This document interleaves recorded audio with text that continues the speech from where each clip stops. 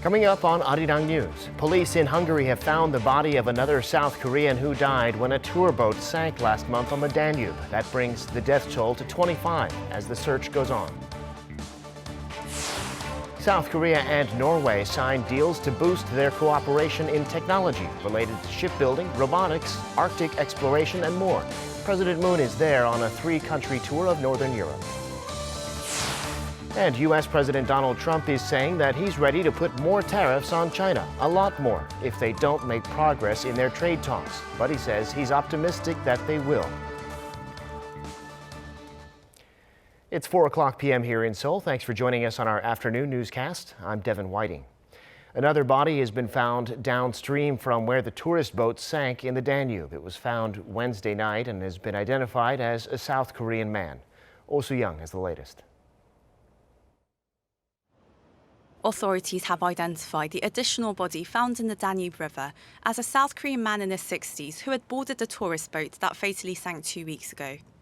The body was discovered some 110 kilometers south of the accident site near the town of Bolchke.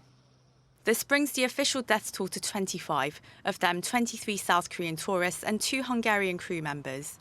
Only 7 people are known to have survived and 3 remain unaccounted for. Meanwhile, the search for the missing continues. On Wednesday, a government rescue team from South Korea was expected to conduct search operations inside the boat, but they were stopped by Hungarian authorities due to unfinished legal procedures regarding the preservation of the boat. The Korean team was later granted permission to search inside from Thursday morning local time. The Hungarian police began their search inside the vessel on Wednesday, but announced they were not able to find any additional bodies inside the wreck. In the meantime, the two sides are continuing their search along the Danube. The highest probability is that the bodies fell out of the ship during the crash, so if the bodies are not inside the ship, then they must be in the water somewhere. On the whole territory of the river, the Hungarian police is doing a huge job. Everyone is out on the water searching. The Minister of Interior yesterday doubled these forces, and so the chance to find these bodies has grown. Meanwhile, a Hungarian court has turned down a prosecutor's appeal against its decision to release on bail the Ukrainian captain of the cruise ship that slammed into the side of the tour boat, causing it to sink. The captain, who has only been identified as 64-year-old Yuri C., was arrested earlier this month, but the court decided to release him on bail of $53,000. The court ordered him to undergo police questioning twice a week and to wear an electronic tracking device so he cannot leave Budapest city boundaries. Oh Soo-young, Arirang News. It's been exactly a year since U.S. President Donald Trump met for the first time with North Korean leader Kim Jong-un in Singapore. There hasn't been as much progress on the denuclearization issue as some would like, but Trump is now saying that he's in no rush and things are going to go well. Kim Yo-sun has this report. On the one-year anniversary of the historic Singapore summit between the leaders of North Korea and the U.S., President Trump reiterated on Wednesday that he will not rush to make a deal with the North. Answering questions during a joint press conference with Poland's president at the White House, Trump said Pyongyang and Washington are going to do very well. He also mentioned the sanctions are still in place. I think we're going to do very well with North Korea over a period of time. I'm in no rush. The sanctions are on. He hailed the letter he received a day earlier from the North's leader, saying he appreciated very much. Trump also stressed that things have changed dramatically, saying tensions were very high between Pyongyang and Washington when he became president. He explained he has a good relationship with Kim Jong-un and looks forward to seeing how things unfold. We started off a very rough relationship, and I think we have a very good relationship right now. So we'll see what happens. I'm in no rush. I'm in no rush. Using the opportunity to highlight the achievements his administration has made so far, President Trump explained that the remains of American soldiers who fought in the Korean War are coming home, and the regime hasn't conducted any nuclear tests for well over a year. Kim Yo-sun, Arirang News. Meanwhile, the U.S. and a number of its allies are accusing North Korea of importing fuel beyond the limits set by the UN sanctions. Lee Seung-jae reports. According to reports by Reuters and Bloomberg, the United States and dozens of its allies, including South Korea, have called for tighter measures on North Korea after issuing a complaint that the North conducted 79 illegal deliveries of refined petroleum this year and have breached the UN's annual cap of 500,000 barrels.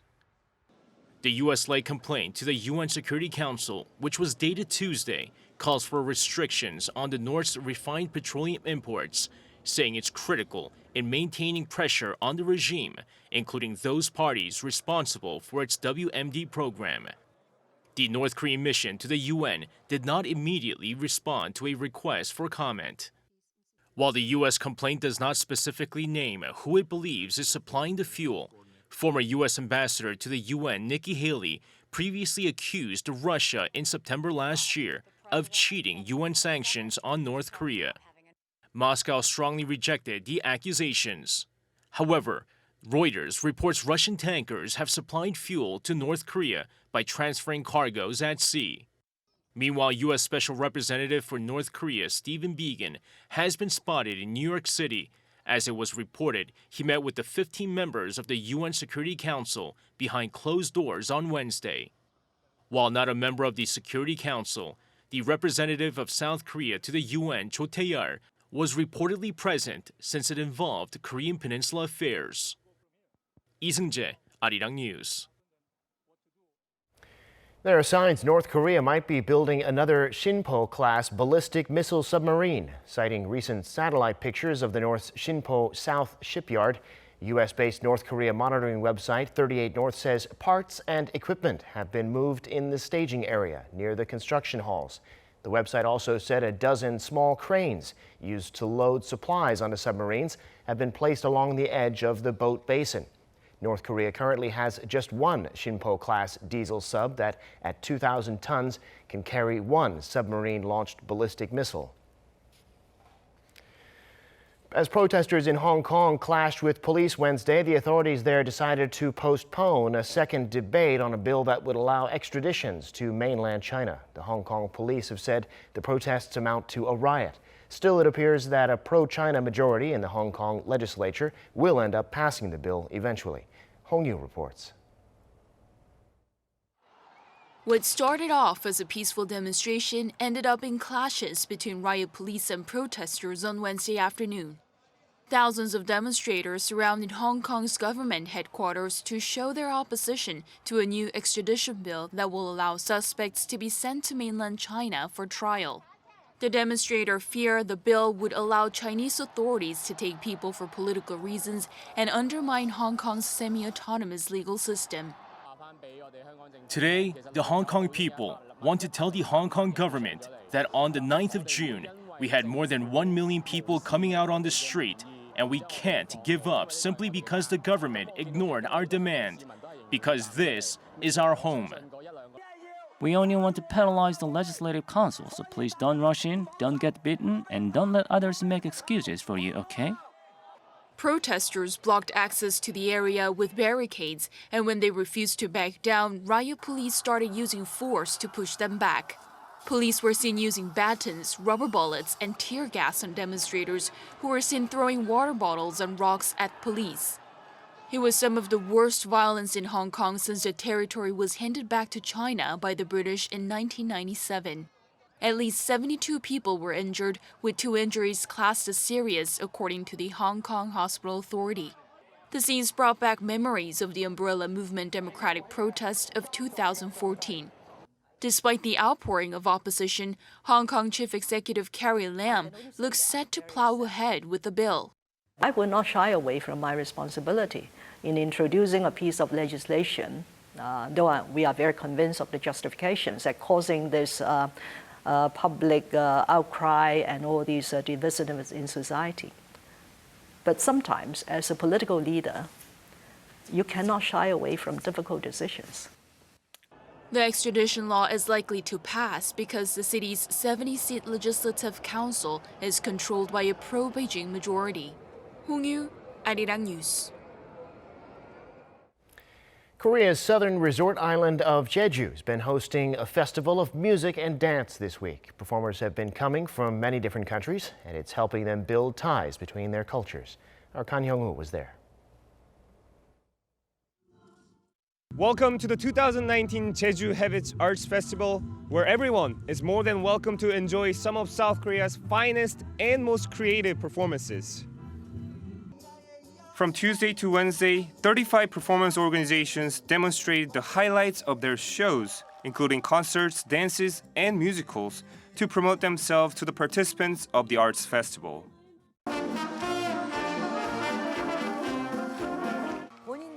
I think performers should continue to try to sell their shows and regard this arts festival as an opportunity to build networks with theaters and stage owners. So it's about putting forward efforts to keep communicating with them to make sure your performance gets sold. We are simply providing the platform to do so. Aside from the performances, the Jeju Hevich Arts Festival has prepared forums and conferences for domestic and overseas art experts to exchange their know-how and expand their networks. There aren't a lot of markets in the world that have this kind of impact or this kind of the number of people that gather here. So from that point of view, I've met people from China, from obviously people from Korea, from Canada, from the UK. So it's a really important networking event for me. Divided into 5 sessions that cover international cooperation, arts education, exhibition, management, and stage technology, the forums took place from Tuesday to Wednesday with some 2,000 participants from 10 countries. 강영우, 아리랑 뉴스, 제주.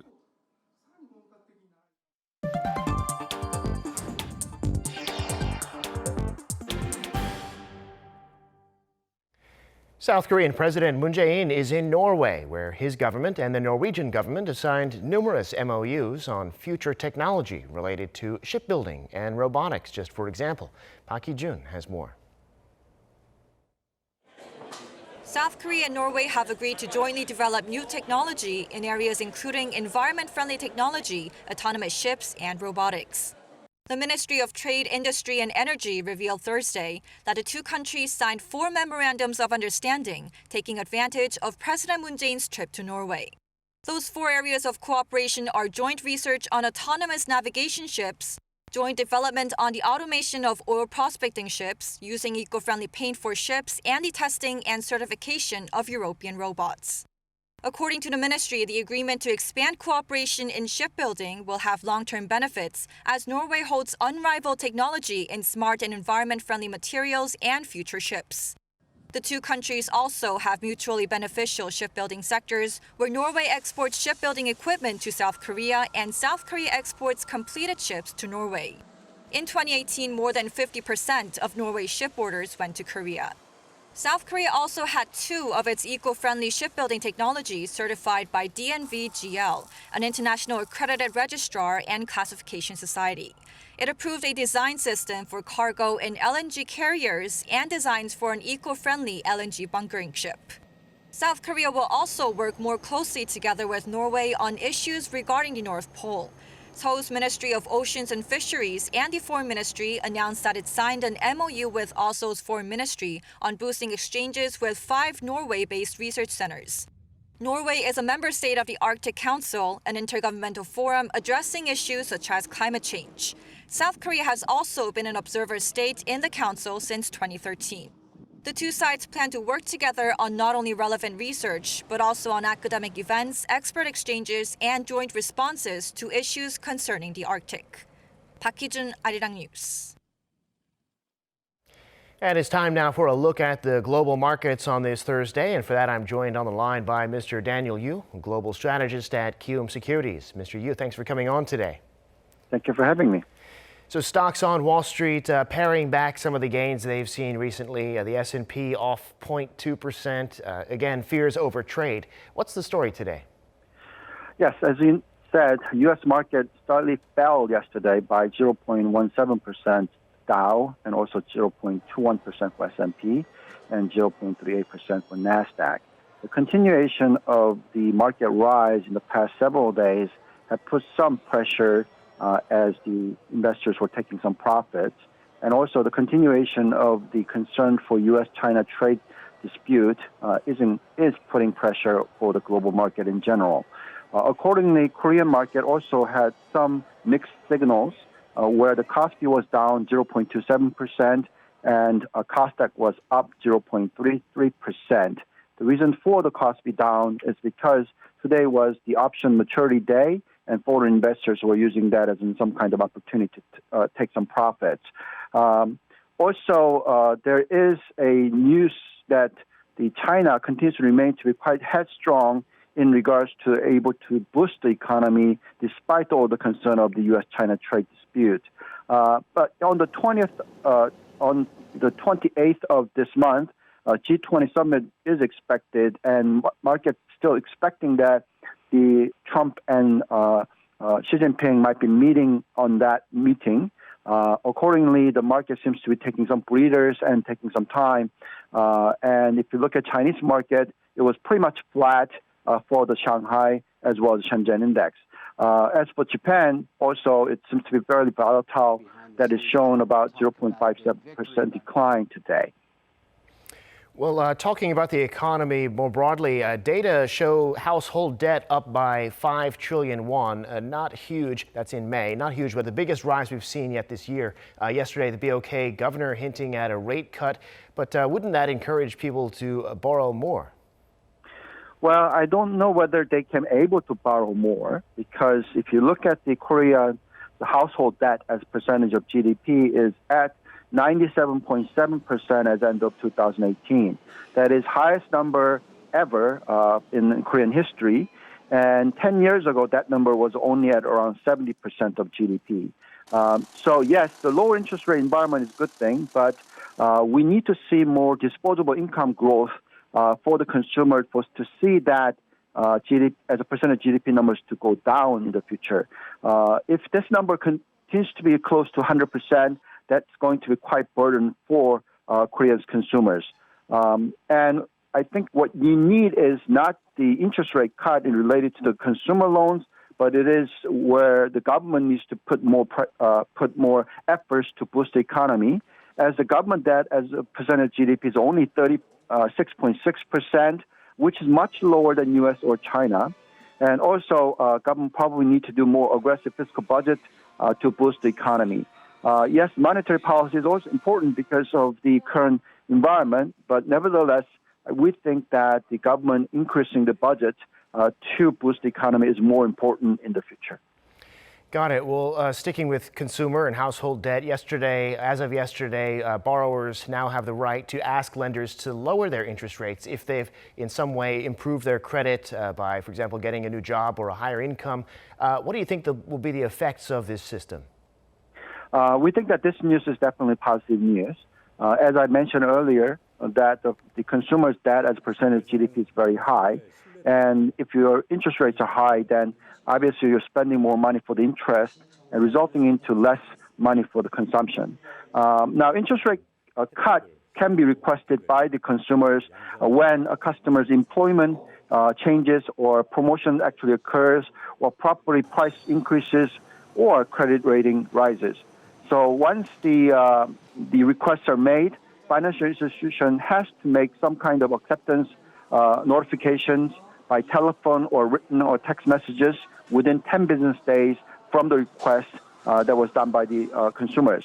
Now, if the financial institutions do not meet that to the consumers, then they can be charged up to a fine of 10 million won per customer, so which could be quite a burden. So what that means is that the lending rates for the consumer should go down in the future. Of course, that is definitely positive news for the GDP growth rate in regards to the consumption. But as for the bank's earnings, that is negative news because average lending rate will be falling for the average lenders.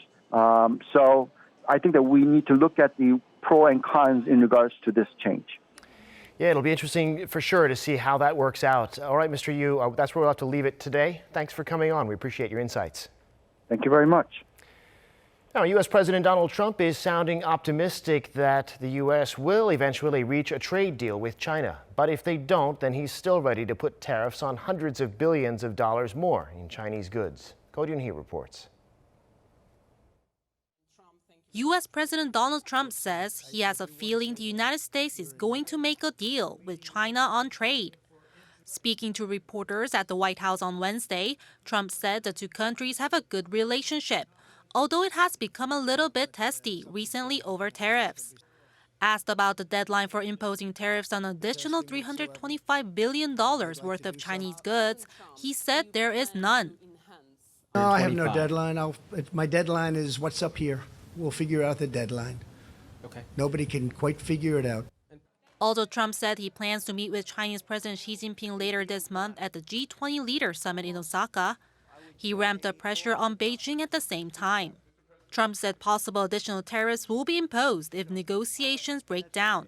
This refers to possible levies on nearly all remaining Chinese imports that are not already covered by Washington's tariffs, including cell phones and clothing.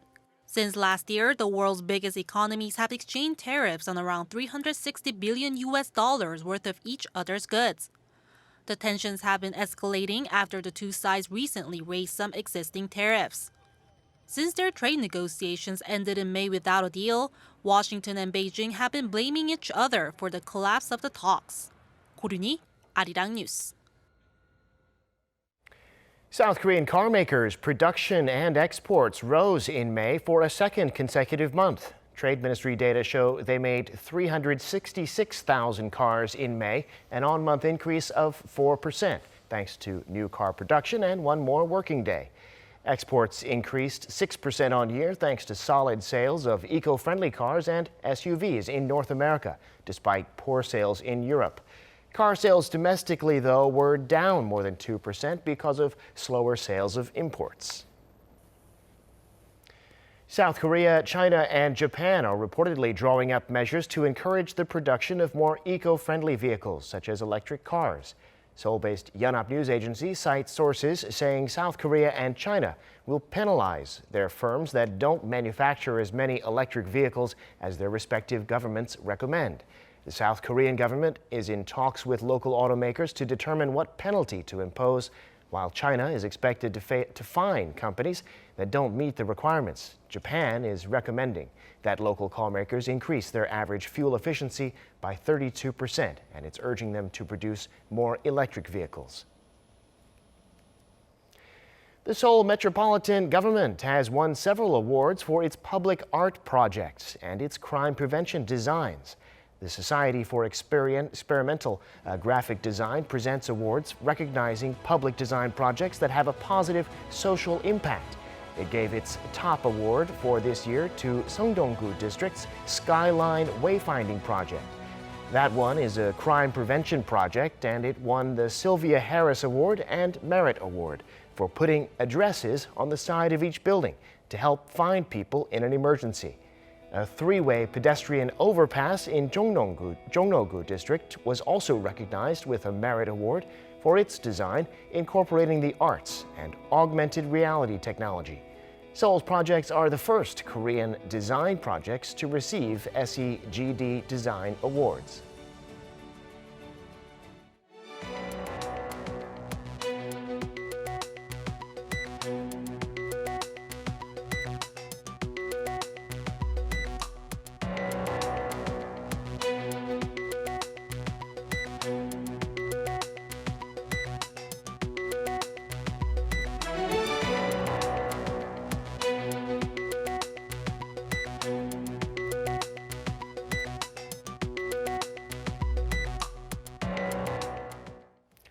And that brings us to the end of this newscast. Thank you for being with us. More live news coming your way at 7 p.m. Korea time.